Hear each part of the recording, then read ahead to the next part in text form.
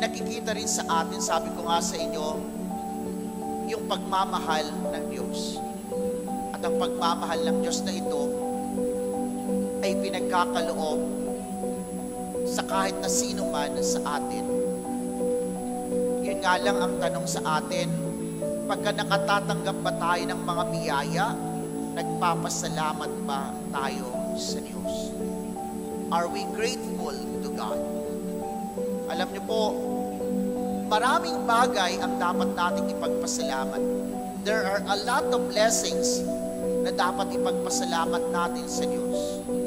Ngunit gaano ba karami sa atin ang bumabalik at nagpapasalamat sa Diyos? Nandiriyan ang biyaya ng buhay. Nandito tayo, buhay pa. Humihinga. Do we say to God, thank you Lord for the gift of life? Maliban dyan, maliban sa biyaya ng buhay, siguro yung iba, literally talaga, nang humiling ng kagalingan ay gumaling.